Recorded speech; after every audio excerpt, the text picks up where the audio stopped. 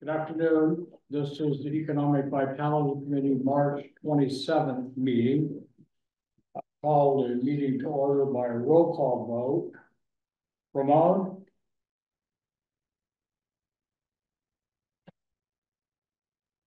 Yes, so sorry, I was trying to take myself off of mute. Yes, I'm here. Thank you. Mark? Not here. Jennifer's not here. Marie? You're muted, but I heard your lips say here. Don? Steve? Here. Cato? Jan? I'm here. Ross? Here. Tiffany's not here. Beth? Yes. And Mimi? Present. All right, thank you very much. The first order of business is approval of minutes, which I sent out with the material. Is there any corrections, additions to the minutes? Seeing none, is there a motion to approve? They be approved as distributed? Is there a second? Yeah. Thank you. Any further discussion? All those in favor? Aye. Opposed? Minutes are approved. All right, the next quick order of business is I was serving as acting chair, but you got to elect me. So with great modesty. Motion? Yeah, I do. I move we elect you as chair. Good. Is there a second? Second. Yes. All you. Is there any discussion? All those in favor? Aye. Aye.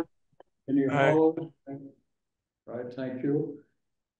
Similarly, I think that this committee should have a vice chair. We seem to have a lot of turnover and many of us terms are coming to an end. I took it upon myself to meet with one of our new members, Tiffany, and ask her if she would be willing. That would give us some long continuity on the committee, I hope. And she has agreed to do so, so I would be delighted to entertain a motion to elect her as vice chair of the committee. I motion that Tiffany becomes vice chair of the Economic Vitality Committee.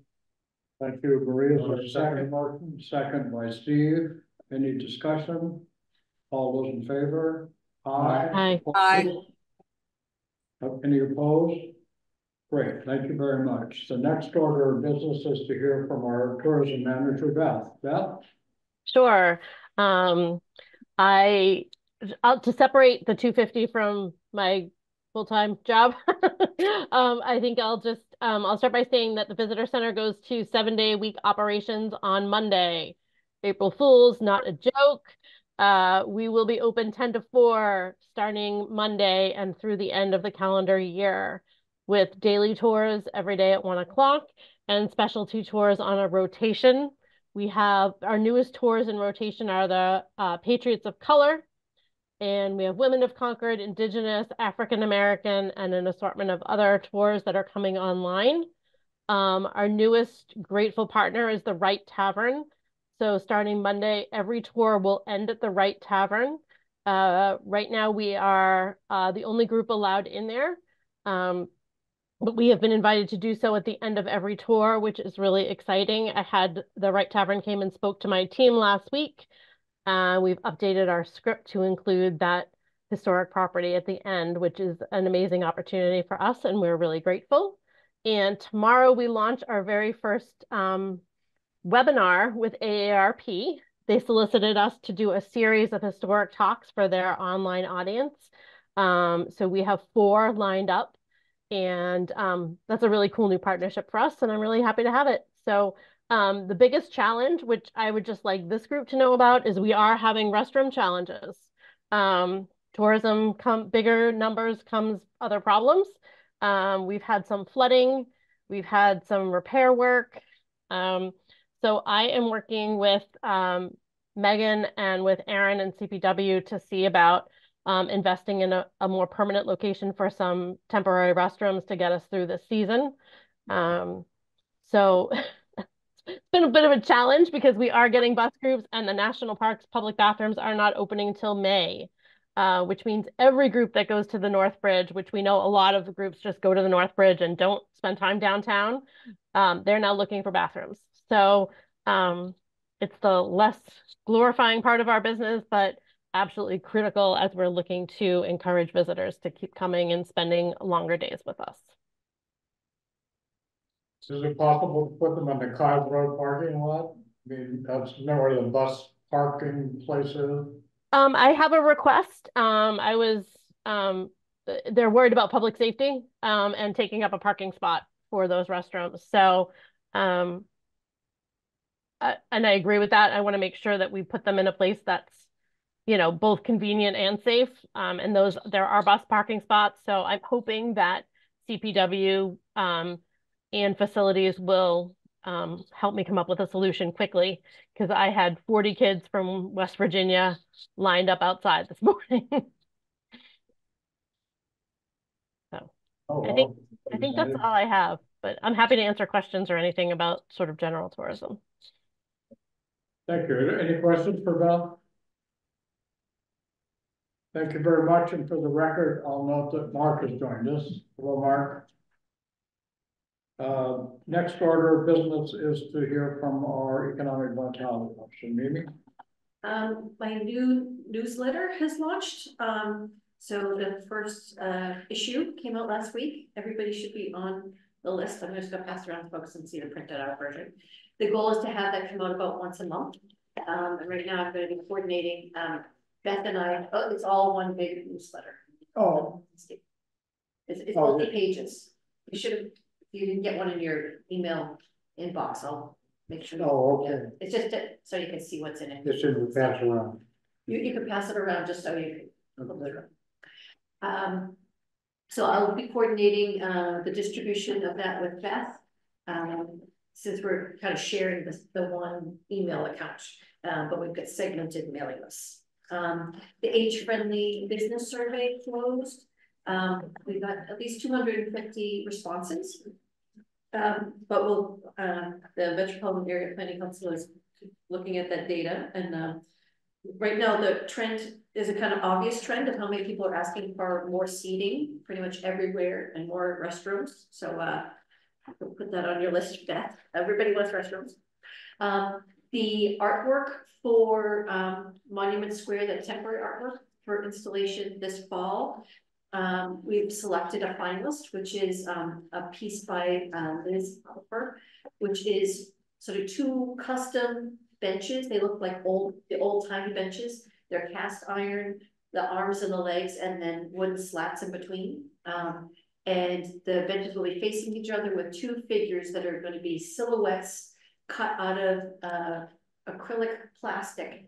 And the acrylic is such that it's one way, so it's the same thing they would use for like interrogation rooms. So it's mirror on one side and translucent on the other side. And the idea is that you could actually sit on this bench and sort of converse with these figures. So that one is Ellen Garrison and one is Henry David Thoreau. And the idea is that you can either see yourself reflected in them or use them as a lens to see Concord today. The Concord Center Cultural District is allocating an additional $8,000 for us to do a call for programming. So that could be museum interpretation, that could be a music performance added, it could be a lecture, it could be, we're kind of still defining what that call is, but we're pretty open on what those. It's connected to 250. So it'll be, the original call was just for temporary work that would only be for the fall. But this installation is so robustly constructed. We're hoping to be able to keep it in place until at least next spring. Originally, the 250th Memorial Committee was going to be ready to break ground, but they've delayed. So that means we can stay a little longer, hopefully. So right now the goal is to keep it in place till next spring. And already some other sites in Concord are saying that they would like to have it as a temporary installation, so it could potentially go on tour, like go to the Thoreau Farm, go to the Robbins House. But right now we'll just do one installation and see how that goes. Tonight is a convening of a number of the arts and culture groups. So the West Concord Cultural District and the Concord Center Cultural District, both of whom have a charge to look at how to advance economic vitality through the arts. They, along with the Concord Cultural Council and the 250th Arts, Music, and Literature Committee are all getting together tonight to sort of look at how can they work together better, how can they maybe by working together go for grants, coordinate their activities. So that should be, quite interesting.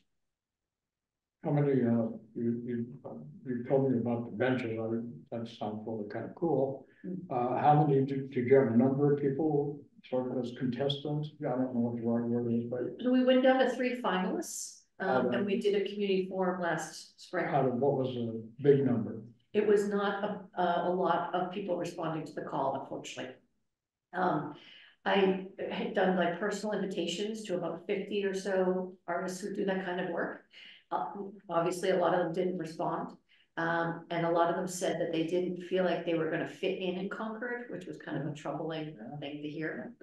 On the good news that West Concord Cultural District just did a call for art for painting the signal boxes. And they got a huge response. So their budget is only $700. Ours was a $20,000 budget. So it seems like emerging artists are more likely to respond. So maybe we had too ambitious of call that people felt like they couldn't take it. And you know, you probably said, but and when will the benches actually hit the ground? We're hoping that it'll be in place for September 8th. The 51 Walden is doing a special music event. That seems like it might be a good tie-in, so we're looking at doing like a ribbon cutting event that day. Super. Thank you, Mimi. Are there questions for Mimi from anyone? All right. Thank you very much. The next order of business is a report on our strategic agenda or focus areas. Just before we start that, let me make a few prefacing remarks. First, I met with the chair of the planning board. She had reached out to me based on what was on our agenda to talk about how we might interact and how the planning board might participate in this idea of this partnership arrangement that we talked about before. And so Ms. Miller and I had a good conversation, and following that, I'm going to be meeting with Elizabeth Hughes next week to talk specifically about a likely request for zoning change for auxiliary uses in industrial zones that we talked about before. And I don't know much about zoning changes, so I thought Linda suggested it'd be a good idea to reach out to her and meet with her and have her explain all those words. So I'm going to be doing that next week, and should be able to report back. Now, coming to this report of strategic agenda, I met with Mimi a week or so ago, exactly remember. Because what's important to me is as committees develop strategic agendas, focused areas like we have, there's an active Concord long-range plan that was done, Concord Vision Concord 2030. It was a massive effort chaired by Kleiman and Lise Woodward, and they did a lot of work approved by the select board.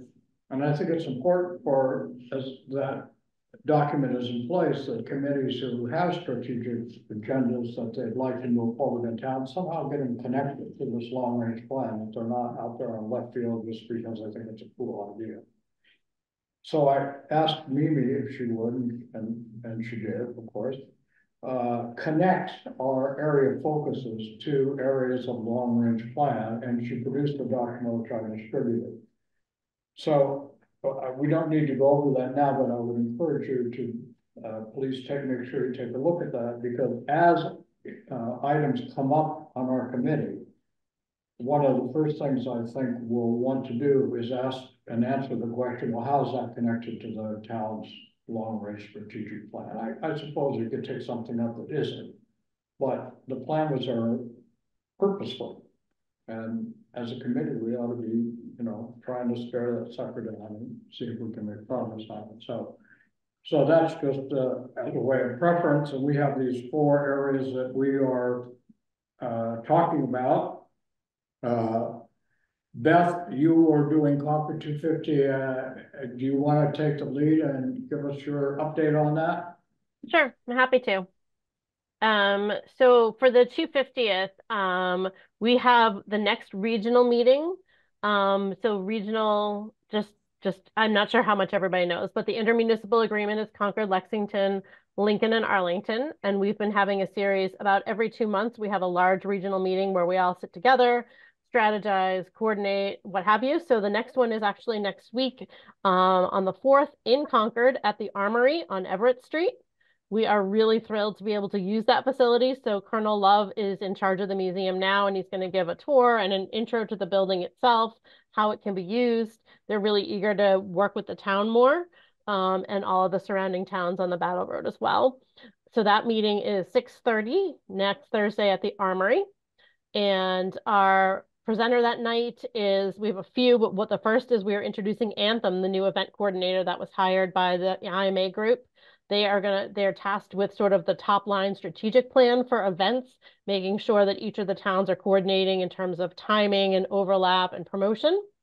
And we've also brought on Polly Meyer to do social media for the 250 for Concord.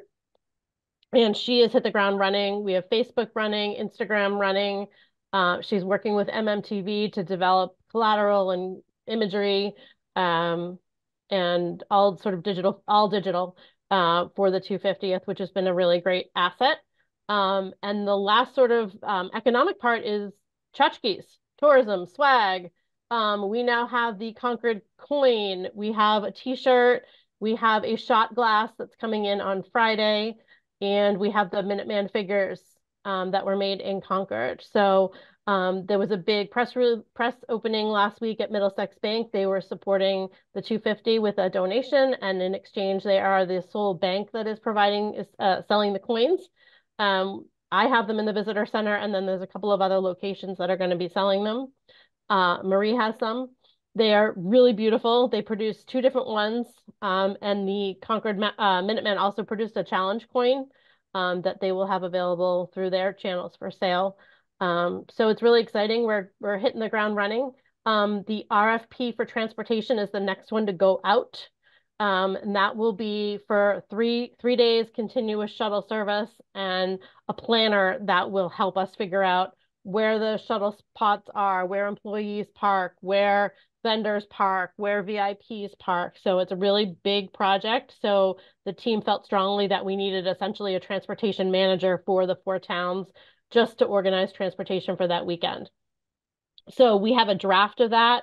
Hopefully goes out in the next week or so, and we have somebody on board in May to start the planning. We know that land use agreements and parking lot agreements and all of those things need to be signed between 6 and 9 months out. So that is the next big chunk of task for the IMA group for the 250. And tomorrow at 1 o'clock, the IMA group has been invited to have a conversation with Senator Barrett's office. Their office is looking for an update on the project itself with the 4 towns.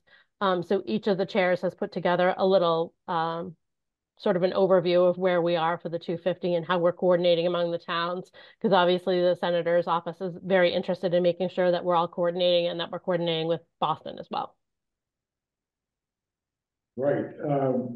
As you know, in our charge, Beth, our charge charges us to be attentive to the business community and what we might do to help vis-a-vis the 250.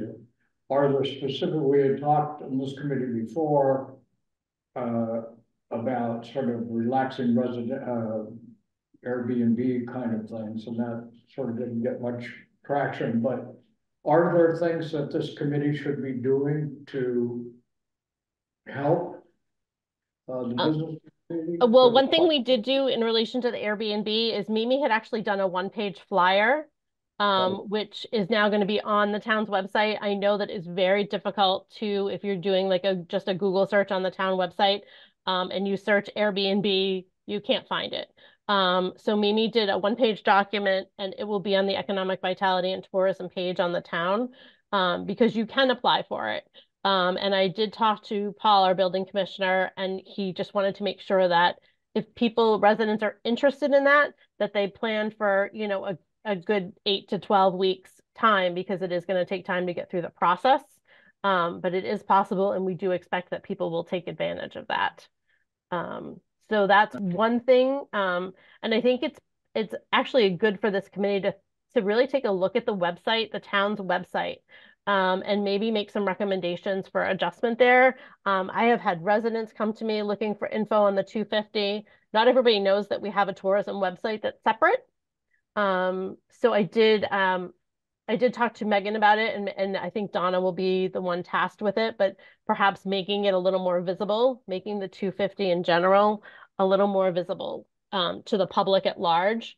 You know, people are used to searching for a town's website before they necessarily think of us as tourism.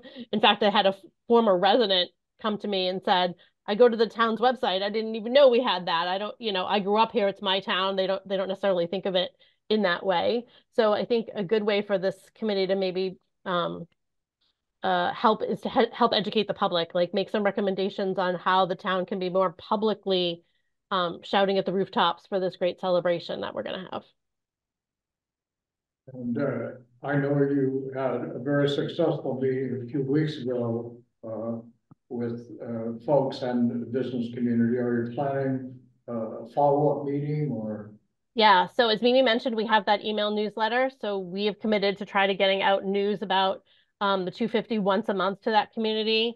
We do have the video from that meeting, and I'm going to try to repeat that quarterly as we get updates from public safety on what's going to be closed. And once we know a little bit more about the shuttle routes, where we'll be able to get people in and out of town, that'll be really key for the restaurants, like where they bring in their food trucks and what days they can get delivery. So yes, the intent is to get an email newsletter out once a month with that included, and then maybe a quarterly meeting where everybody can sort of meet and talk and raise questions and let us know what questions they have. Those road closures are going to be very important. Do they have a timeline on when they plan to be able to publish those? So they're very close. We've been working with National Park Law Enforcement, and Walter Latta, from the fire chief, has been working really closely with all the other towns. Each town will have its own closure plan, as well as the connecting points, obviously.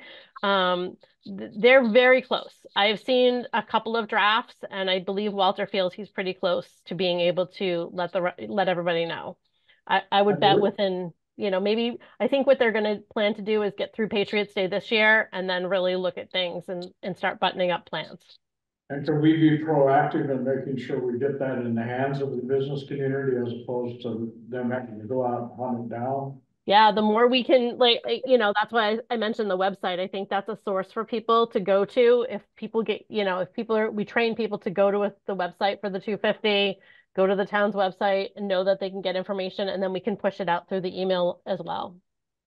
Well, I'm thinking even more proactively. I'm thinking about, is there and then this is, I'll call it half-baked, but some portion of full-baked. Is there I'm thinking of some kind of a brochure that we could put together that could be given to each member of the business community that's in town here that has specific information about how these events are going to impact their ability to do business and things they might do to enhance the experience of people visiting the town. Yeah, I think that would be, I mean, at the very least, it helps get it into the hands of the people on the front lines. You know, like you could bring it around, we could do a hand delivery system to all the businesses. I'm thinking similar to when the parking meters, you know, Mimi did a great walkabout, and hand delivered things to the businesses. I think that was really well appreciated. Funding is going to be an issue, obviously. My general fund did not get approved for additional funds for the 250, so any funding I have for the 250 will go through the committee.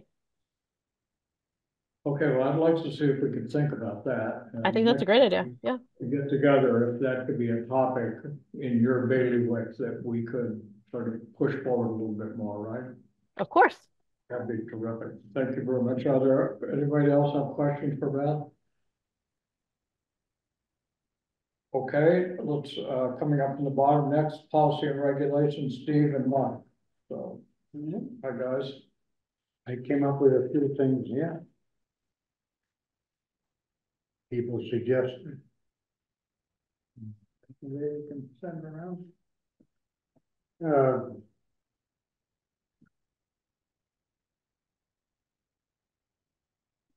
There's another one? Yeah. And could you email this to me when you get back, and so I can send it to the folks who are online?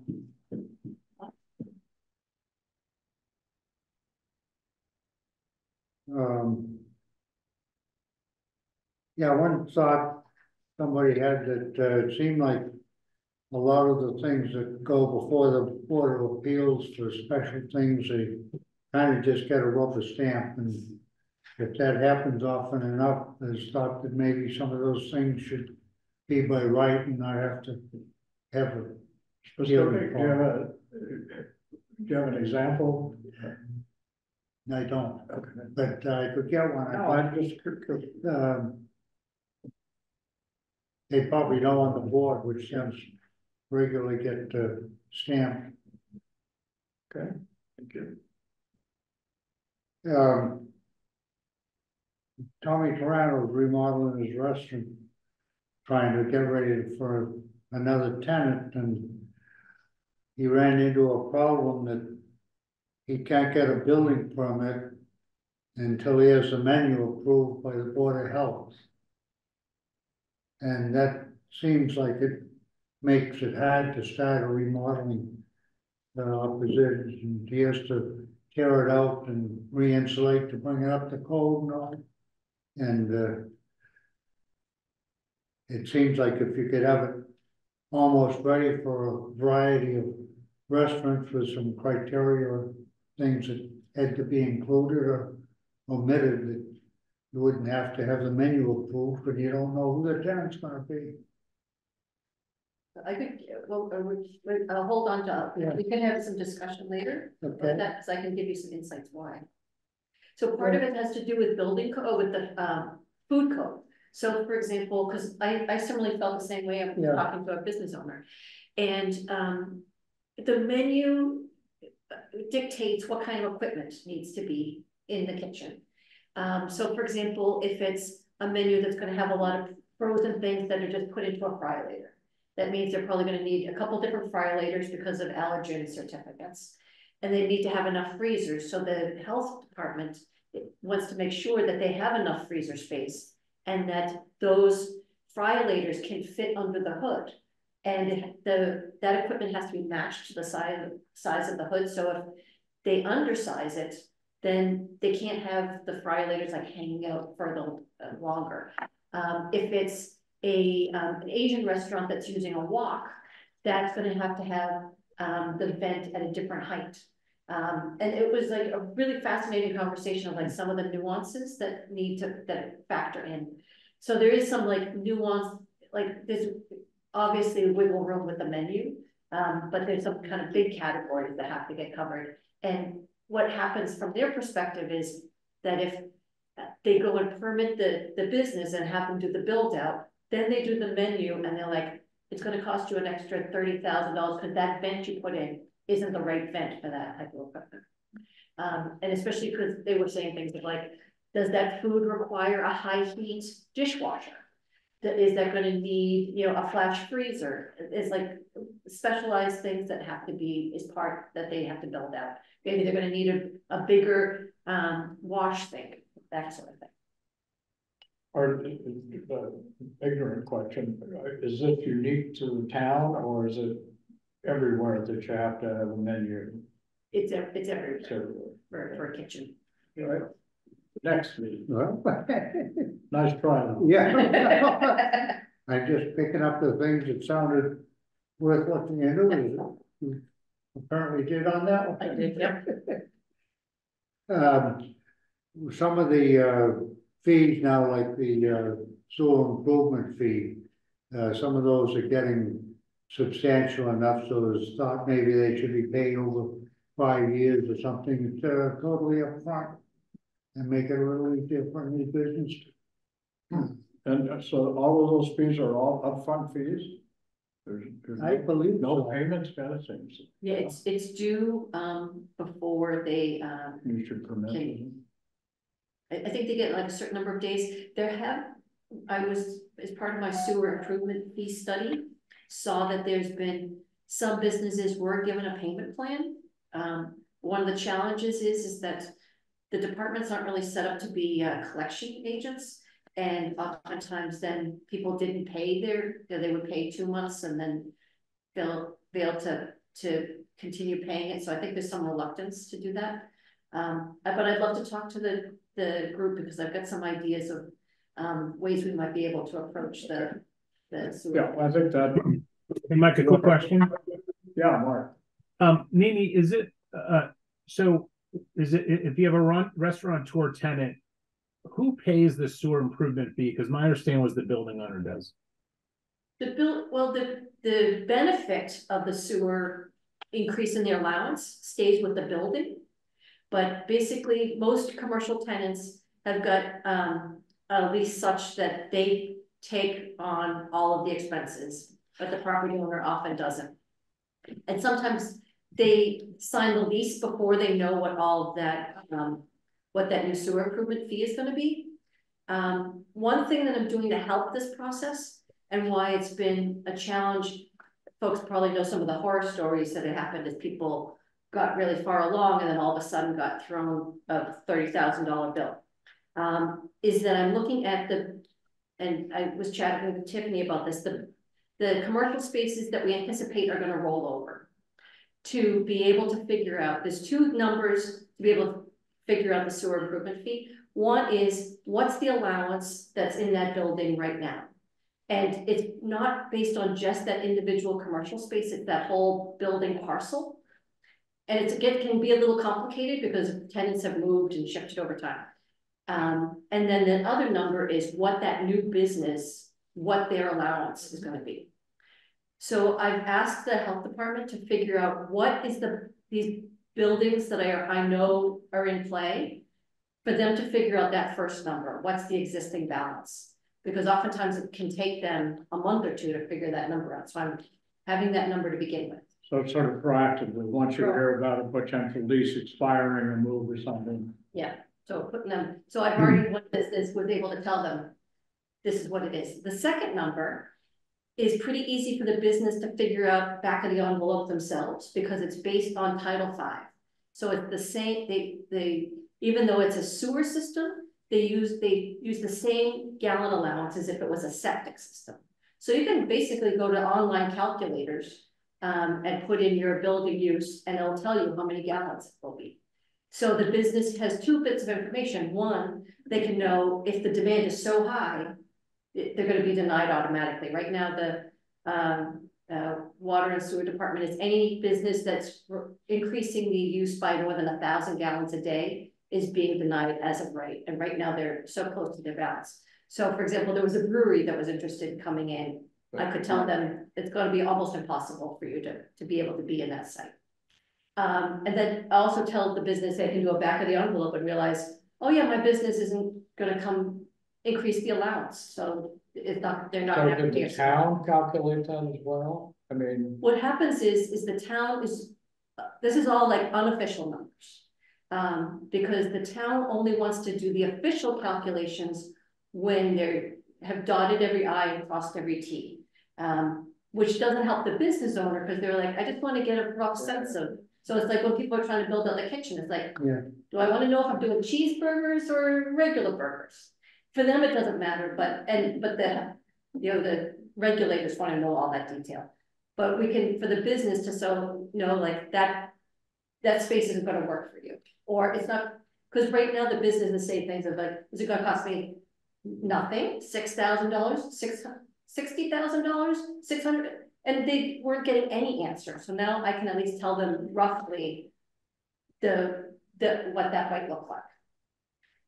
So that's Just a quick question, a follow-up question. So, I mean, my understanding is that there's also a historical component of this, meaning that if a building owner had, say, a hairdresser, and then that hairdresser was in business for 5 years, and then it became, say, a pizza shop, where there wasn't a lot of water use, and then there became a restaurant.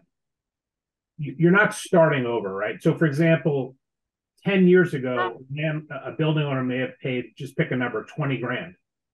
My understanding is that capacity, if you will, follows forward to some reasonable, and that that 20 grand may have been, let's say, I don't know, just pick a number, 2,000 gallons. So now what if the new need is 2,500, all you're picking up is the additional $500 from 2,000 to 25. Right.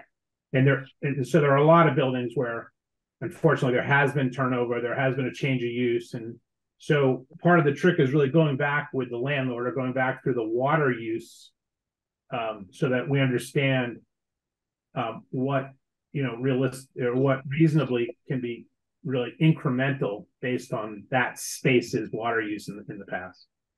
Right, and it's not based on their actual water use, it's based on what their allowance was. And it does get a little tricky, like your example of like, it was a pizzeria, then it was a hairdresser, then it was a retail shop. That's an easy one if it's just one space, but what happens is if you've got Merge or. 3 over, and then this business took up that extra allowance, and the goal is to be as fair as possible. So we are basically, it's a little bit like a history lesson, and we're able to say like, back in 1935, there was this business in there, and we're able to make the case for that. I might have one more question. Mimi, have you looked into, and I don't know necessarily if Concord sort of, inclined to do this, but if you look at some of the cities, whether it's Medford, you look at Cambridge, they have the latitude to offer tax breaks. Are taxes completely off the table? I mean, you talk about, in sewer improvement fee of $100,000, $120,000. Tough to get a startup restaurant to pay that kind of money. Huge investment for a landlord, even if it is spread out over time. Is there a path so that the town can give an incentive through some sort of tax reduction, abatement, whatever, to encourage landlords and tenants to fill spaces and to bring good restaurants, if you will, or more restaurants to Concord? Yeah, that would be great. For me, I've been sort of looking at the hierarchy of what businesses we want to support. So I've been looking at the commercial districts, so Concord Center, West Concord, and Thoreau Depot. If you've got these historic buildings, you're not adding to the square footage. What's can be tricky for all of them is they suddenly have to prove that they have, if the business changes over, they have to say how many parking spaces they've got. So going back to all these people needing to have waivers, the business never had parking, is never going to have parking, but each time it turns over, they have to say like, I'm sorry, I don't have parking, and they all go through this thing about making an excuse. And the other one is also about the sewer improvement fee.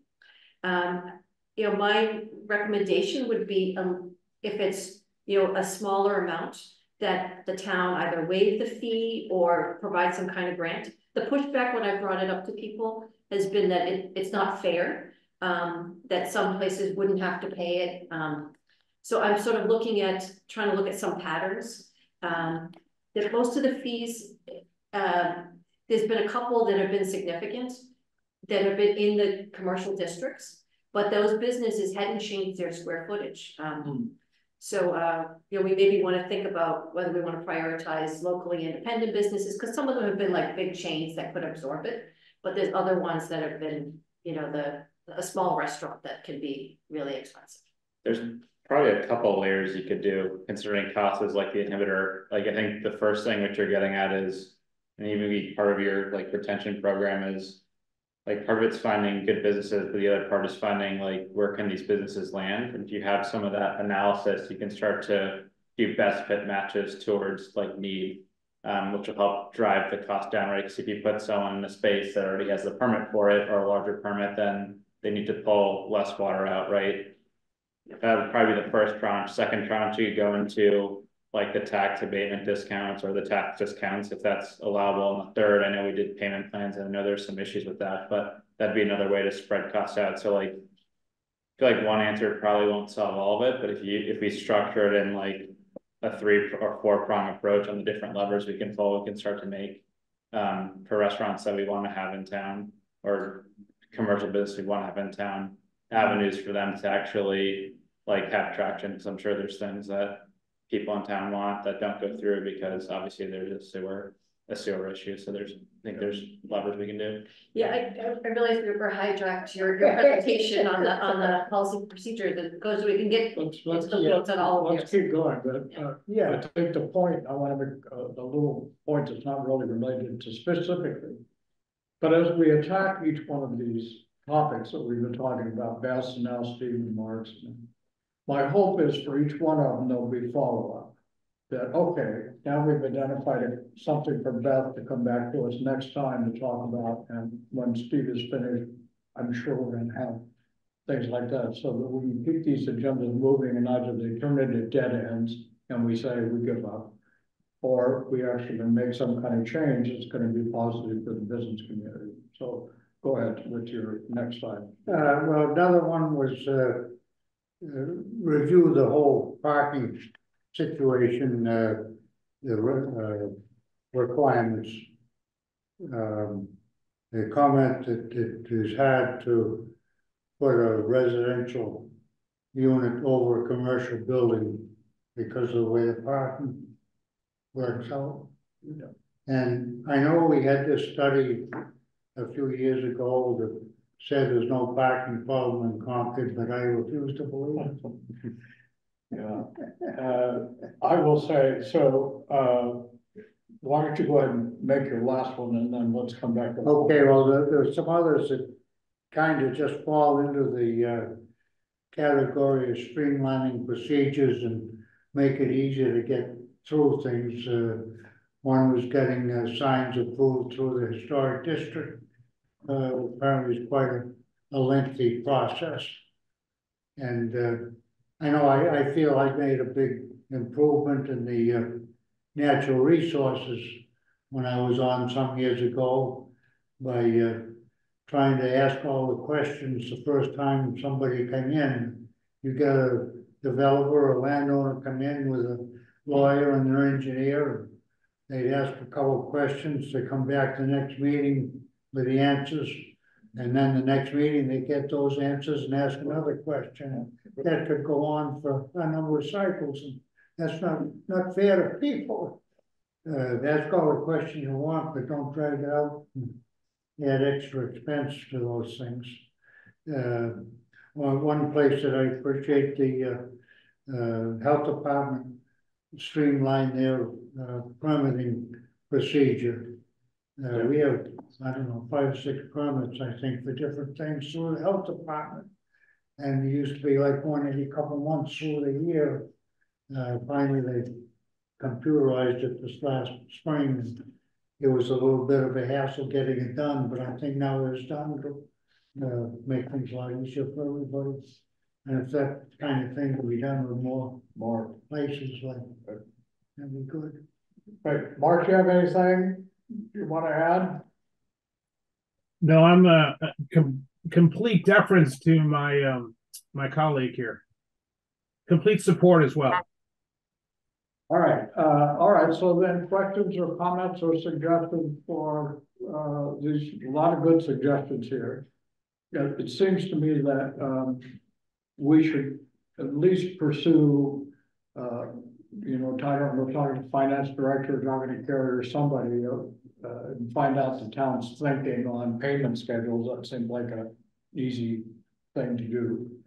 And I think, is it possible that you could write up your little sewer story, so that it would be a handout, or you think about sewer, here's what we do. And Yeah, it would be helpful to kind of maybe work with Mark and Steve to sort of fashion it in a way that would maybe be some recommendations. So I'll work with the two of them together. And I am meeting with Mark Gideon, I think his last name is, not positive, on the planning board, who's driving their parking effort. And so he suggested we get together, so I'll do that and bring whatever. They're gonna take the lead on the parking thing. But they've reached out to us, so I'll plow them with that one. All right. Any other comments or suggestions? Okay. Next, Tiffany, as I said at the beginning of our meeting, had to get on a plane. And, but she you did send along, one pager, and I'm pretty sure I sent it to you guys, didn't I? Of course, I Yeah, got a pile of stuff here, so I can't find it, but. So the questions or comments that we want to make on here,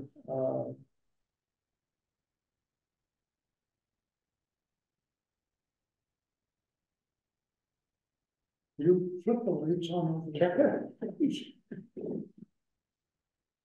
Marie's got her hand up. Oh, hi, Marie. Please go Hey, ahead. so my only comment really, I thought this was really well put together. And well, I had two comments. One is under 2B, favoring business candidates that have multiple locations.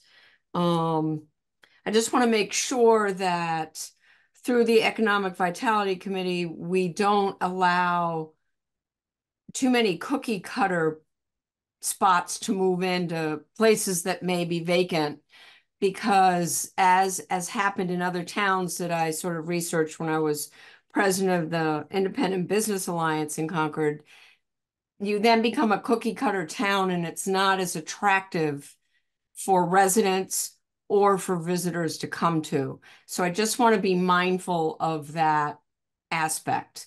I mean, and I'm talking about smaller places. I'm not talking about the Gap or places like that, because they're not going to be interested in coming to Concord.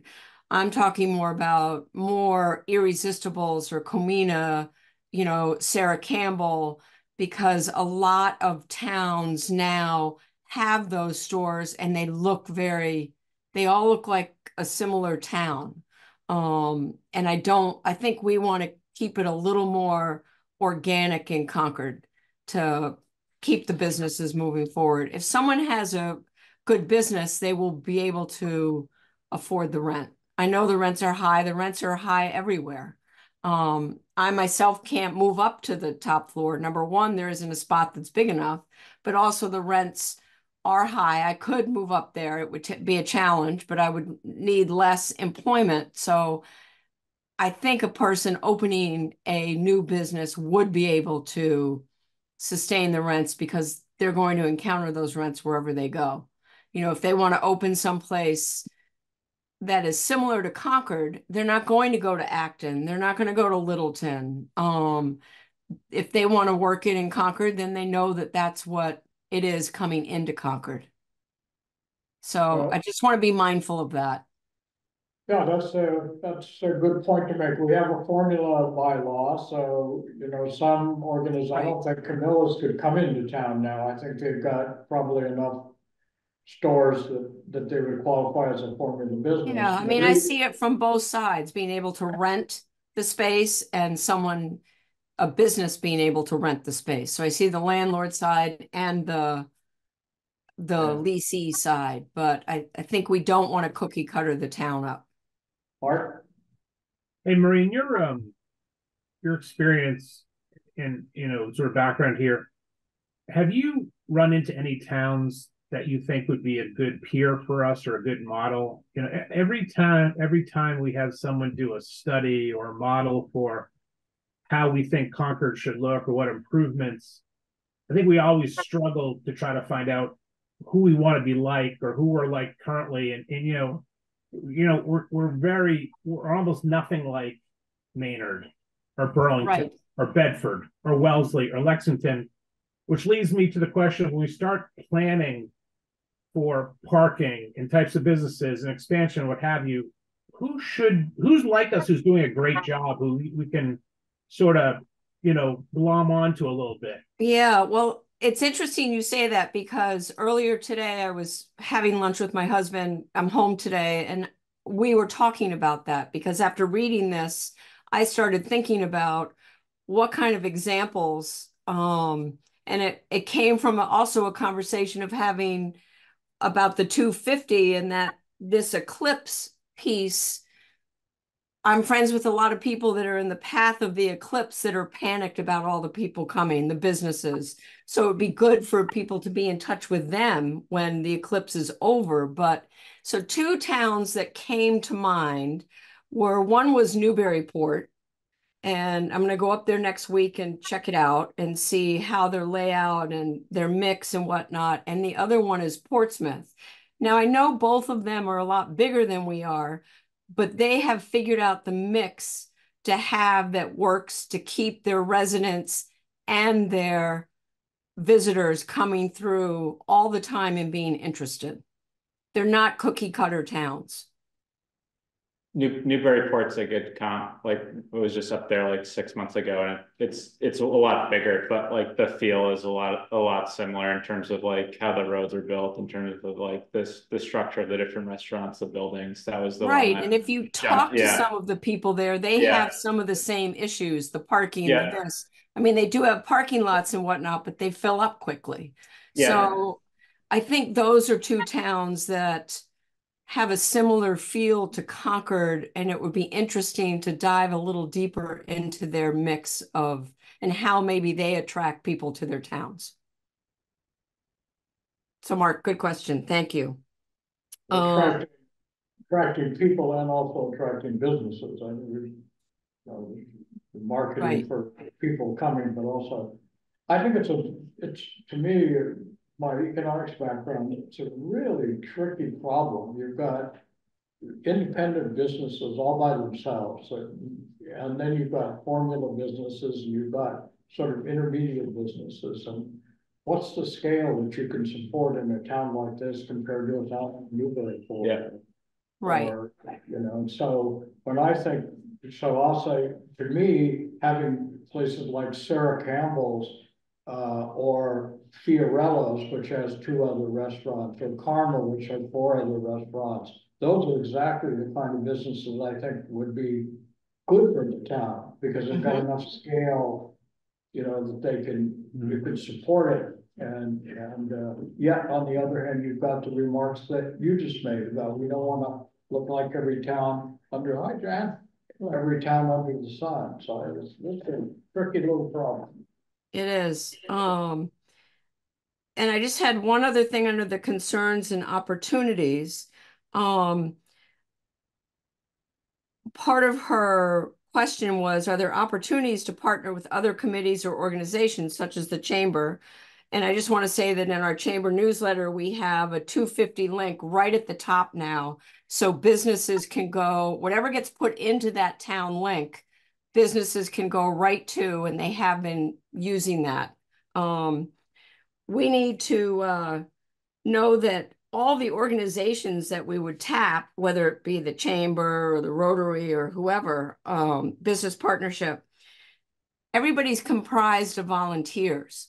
So that's something else we need to be mindful of, because they need to lend their time first to the organization, but there's always opportunity for those organizations to help. Maybe just not in a huge capacity, but on all sorts of committees, they can have a representative. Well, we talked before, and my hope is putting together this roundtable or whatever it is, we can, right, get all of these folks who've got a stake, culturally, historically, and commercially in town here, to get together at least periodically to help teeing up issues that we can address. So thank you for your comments, Marie, and stay in the basement. We like it down there. I like it down there too, except for when it rains. Okay, marketing communication. Cato isn't here. Mimi, he said that he had spoken with you, and perhaps you might be able to give a summary of his thinking. So. Yeah, so we did meet. Cato had a bunch of websites of other towns that he liked, and we sort of talked a little bit about how the layout worked and what were some of the features that we're hoping to replicate. So I have since gotten my credentials to be able to edit the town website. So I've started, it's a little bit of a learning curve, learning how to do it, but starting to kind of figure out that model. I had chatted with, I think maybe it was a conversation with Cato about how to be able to, like on the town website, there's that like little navigation bar across the top. There's not enough room to add us to it, but we're hoping once the MBTA communities, that's got like a little icon on the front page of the town's website, so maybe we can claim that. Unfortunately, probably the 250th wants that, so it's a little hard to figure out where in the existing template we might be able to really highlight the businesses, but. I requested it first. You know, the idea is to kind of create a portal for economic vitality and tourism, and then within that, be able to have sort of the tourism part, and then the economic vitality, and have things like how to get a permit, you know, understand the store improvement fee. I've got sort of modules that I'm creating that'll be within that. Stupid question. Do we have like an Instagram account as a town or something like that? The town has Twitter and Facebook. I don't know about the Instagram. Beth has got a very robust social media. Do you have Instagram too, I assume, Beth? Yeah, I have Instagram for Visit Concord and for 250. Got it. Okay, thank you all, and we'll just continue to move this set of agendas down the road and report on our progress next time. The next item on our agenda is Rian. Welcome, Jan. We're glad you're here. I'm sorry, you got my message. I couldn't, I had this day job obligation. Yeah. And by the way, for some reason, I couldn't get on, I tried to do it on Zoom. I could have gotten on a little sooner if I could have zoomed in. I don't know what was wrong with, maybe it's my, Did you get the updated Zoom? maybe it wasn't updated. Yeah, That because we had sent out the Zoom thing, and then remember they had that issue last week, so it got updated, and I sent out a new one, which probably. I may have missed that because it was a crazy day. Yeah. Number 7 on the agenda, warrant article support. We have 3 items that we've talked about before.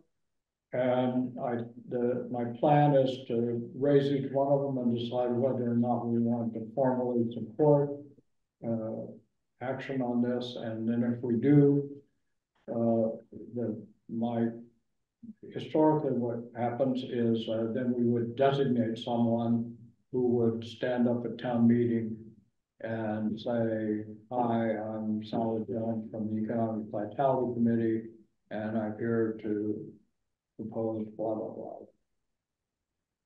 That's my plan. First item, Article 34, the MBTA Communities Multifamily Overlay District.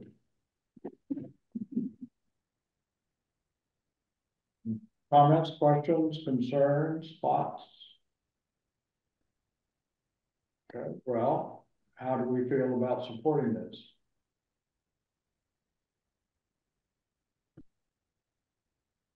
I think in the past, we So based on the Milton experience, we don't have a choice, right?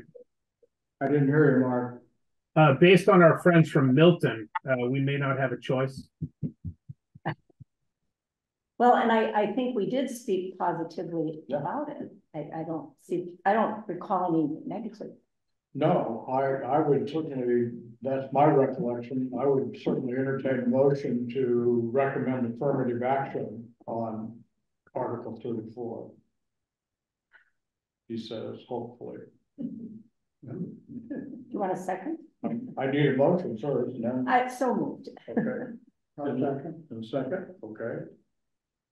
Is there further discussion? All those in favor? Aye. Aye. Any opposed? All right, I note for the record that it was unanimous. The next article is a 2-family dwelling unit in residential B zoning district. How do we feel about that? This too we talked about. Another good idea. Yeah. I would like to move, now that I have the power to move things. I would like to move Movable for affirmative action. on Article Second. 35. All right, that's a motion for affirmative action on Article 35. Is there any discussion? All right, all those in favor? Aye. Aye. Opposed? I note for the record it's unanimous. And the next is Article 42, tourism bylaw amendments. How do you feel about that, Beth? It's my amendment, so I abstain from a vote on it. But I'm happy to answer any questions. I was pointing to you with the opportunity to make a motion on. Oh, the- wow. I don't, Mike, before we go there, Yeah. like, my dog ate my homework. Beth, can you give us the elevator pitch on, 30 seconds what we're doing here? Oh, Mark. Yes, I would be delighted to. Article 42 essentially updates the 1908 tourist bylaw, 1908, which really originally referred to us soliciting tourists by carriages. So the amendment in question is to just update the language to more reflect the way we operate tours today. And to just confirm that in order to provide tours in Concord, you do need to be a licensed tour guide. And that you're given a license by the select board, and that you as essentially any method you might solicit a tourist is open. So the original bylaw from 1908 was really it just talked about vehicles and meals, and it didn't, tour buses were not a thing in 1908. So we just broadened the language a little bit to say, if you're going to solicit tourists, you need to have a license, period. Can you use a horseless carriage? You could. I mean, I did talk to John Arena because they still have the carriage. So, I mean, it's possible we could borrow that and solicit tourists. But this way, we're not restricted to only doing it by carriage. We have a very active tourist guide group in town, don't we? We do. I mean, the class is finishing now. So there's a class that runs every year that Victor Curran teaches through continuing ed. And he's got 20 this year, of which a couple apply to be licensed. Some just take the course to be knowledgeable, but I employ 21. And there's some overlap with the other, a lot of my staff overlap in our guides through other companies. But we have about 50 now licensed guides in Concord. Okay, any more questions about this? And did we get a motion for New Beth? I make a motion to support Article 42. Is there a second? Second. Okay, any further discussion? All those in favor? Aye. Opposed? Hearing none, it is unanimous. I will now go back to these three articles, and I'm going to use my prerogative, whether I have any or not, to be the spokesman for Article 34. But I need it. Mark? Just real quick. So there have been some articles that have been zoning articles related to businesses in the past that have been somewhat controversial, and the formula business was very controversial, was very close. And full disclosure, I'm a petitioner and I am pushing for Article 28, which is our effort to get remote voting, so people can vote at home as well as while on the road. And again, we have to petition the state. It's got to come back for home rule. It's really a 5 to 10 year process. And then Article 29, which is clickers. And clickers is really about independent private voting and eliminating peer voting and herd voting. And I can tell you that based on my observations, I would have really appreciated clickers for the formula business bylaw. So I guess what I'm proposing, Mike, is would you entertain a discussion to get some maybe more feedback, or have a discussion on these two more governance related items that do have an impact on businesses? Well, we're not going to discuss it today because it's not on the agenda. Okay. Can't do that. I'm happy to put it on the agenda, but I'll say personally, you're going to have to make a stronger case for this falling into jurisdiction of the Economic Vitality Committee. I don't mean that's a bad idea or anything like that, but so I'm going to put you on the agenda to lead this. If you want to do both articles, that's fine with me. Is that okay? Sure. So it's 28 and 29, right? Yes. Okay. And then the committee can do its will. That's great. So we need a who would like to be the spokesperson for the two-family dwelling unit in Resident B?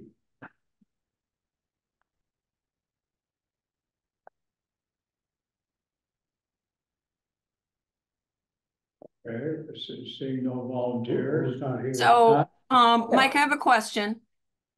We get Neil Cato, he didn't show up today. Yes, Marie? So, I believe I would need to be a resident of Concord, correct?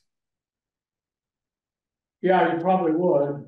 Okay, so Once then the that, moderator would grant you some leeway. But I think she tends not to do that when we're voting on articles, so I think it's Right. probably. so then I'm out of that. I live in Littleton. Yes, ma'am. Can I ask a question? Mike, for Article 34, the MBTA communities, are you expecting that the moderator will allow you some time at the podium for that? Oh, no, just from the floor. Okay. No, I wouldn't, should be overwhelmed with podium. You think so? people. Okay. No, I just, So all you're asking for is somebody to stand up on the floor of town meeting? yeah, I will stand up on the floor, go to a microphone and say, I'm Mike Lawson, economic vitality, we think this is a swell idea, let's vote. Great, so it's very simple, stand up, make a statement, get down. Get my 1 minute or however much. So it gets some visibility in town. Okay, Article 35.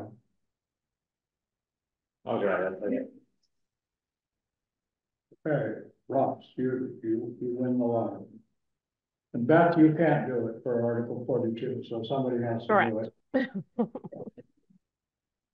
Yeah.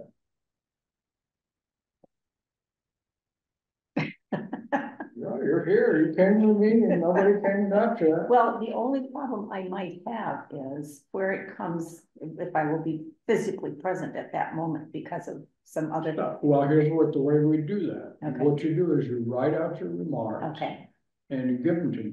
okay. And. And so if I can't physically be there, I give it to you. Okay. We'll find some poor soul to substitute. All right. Then Beth, I'm your girl. All right. Excellent. Thanks, Jen. All right, the next item on our agenda, I suspect it is not gonna get very far, but who has read the recreation strategic plan? It's a lot of pictures, but. Yeah, okay, so please read it, and we'll bump this to our agenda for our next meeting. All right? Public comment. Oh, Mike. Yes. Oh, it's Wendy, but I didn't raise my hand, sorry. Hi, Wendy, we can't see you, but always good to hear you. No, I'm here, sorry.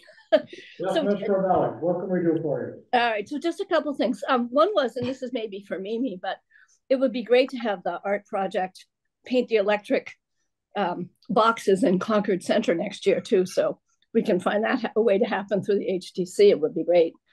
And then the other questions I had, and Mike, maybe this is for you and Mimi. Do we have representation on this committee from other nonprofits in town, such as Middlesex or Concord Academy? Maybe it's just a thought and a consideration for the future. I mean, they're large businesses, but obviously not tax bearing. But don't know what their opinions would be around the 250th, and maybe they're already engaged. And I guess the other thing was, sorry. No, there's no representation in the sense of designating someone. Yeah. Certainly somebody from Middlesex who lived in the town could certainly, or Concord Academy or. Yeah. Or it could be on the committee. And they aren't property taxpayers in town, which is always a long potential. Yeah, I'm just, I was just thinking that they have an interest in economic vitality and maybe could help the committee, that's all. And then the other comment that would happen, I know you'll probably get there, is that the meeting materials that you're all discussing, it would be great to get those on the website for future meetings. That'd be helpful. And then my only other comment is I definitely agree that Newburyport is a comparable town. My husband and I spent a lot of time up there, and I think it's a great comp.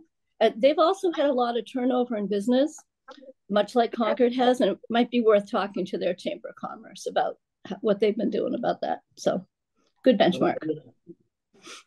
Oh, I think, thank you, Wendy. Yep. That's it. I think as we move these things forward, one of the things we might suggest is identifying some towns that we could then just go visit and you know, Yep. send 2 of us off to go have lunch. And I did that when I was on the select board getting this committee organized. I met with folks in Lexington and 2 other towns about how they dealt with this economic vitality. It was always very informative and useful. So good suggestion. Great. Thank you. Good meeting. All right. So next and last item on the agenda is to figure out our next meeting. Mary, did you have a comment? Actually, I have a few things. Oh, sorry. That's okay. I didn't see your hand. I didn't raise it. That's why you didn't see it. I guess I should introduce myself, Mary Hartman, 16 Concord Green, Select Board, speaking for myself. The planning board did start to look at parking requirements this year, but the MBTA Communities Act was such a heavy lift.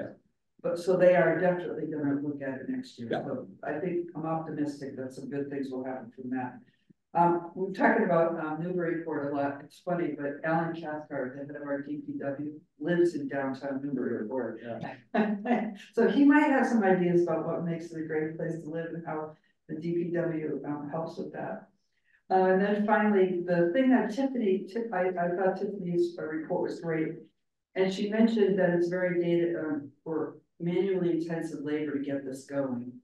Is that just to get it going, or is it to maintain it as well? The database, is it?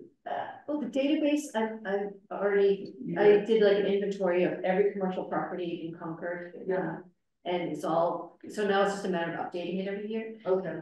Part of what becomes very labor intensive is the relationship building, to really understand what the nuances of that business needs. Of like, this one needs a loading dock, this one, you know. Okay. But I would suggest though that we put your database on, it was on the agenda maybe 5 or 6 months ago, I can't remember exactly. Because I think you constructed this database, had a lot of good stuff on it, but there's other things that not could be added, but could be do with it. Like, do we have a category of type of business? And are we tracking, you know, vacancies by type of business and stuff like, you know, so we just have you show us your database again and have a discussion of how it might be used effectively to help us better understand our community. Yeah. Okay. Mary, is that it? Okay, so calendars. How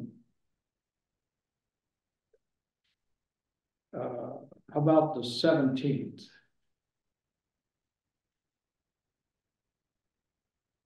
And this, our practice would be that the 17th would be at 8:30 in the morning. Since we've done the 4:30. So Wednesday the 17th is the chair breakfast. So, but you can't do that. Okay.